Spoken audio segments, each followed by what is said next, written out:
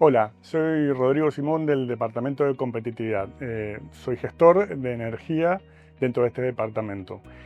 Como todos ustedes saben, las energías renovables han tomado un auge muy importante en este último tiempo y le han dado nombre a distintos tipos de proyectos que vemos aquí en Valencia. Sabemos que la energía es un factor clave, inclusive el coste de energía, en la competitividad de nuestros comercios.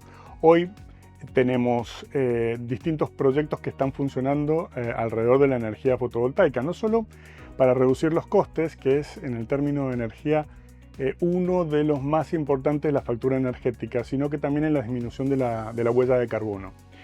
Uno de los proyectos que estamos en este momento ejecutando aquí es Negocio Local Sostenible Plus y también las comunidades energéticas. Ambos están relacionados en cuanto a los paneles fotovoltaicos y con la ayuda de distintos organismos se hace la instalación de los sistemas fotovoltaicos para aprovechar esa energía en la ciudad de Valencia. La concentración demográfica aquí en la ciudad es bastante en contraprestación con otras poblaciones y es por ello que se manifiesta de manera más marcada aquí y el beneficio se ve enseguida, porque no todos los comercios tienen disponibilidad de cubiertas para poner placas solares.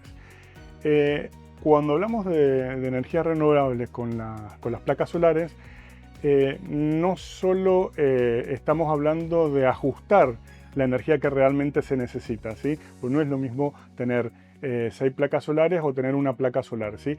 El autoconsumo está muy relacionado al tipo de consumo que puede tener un comercio.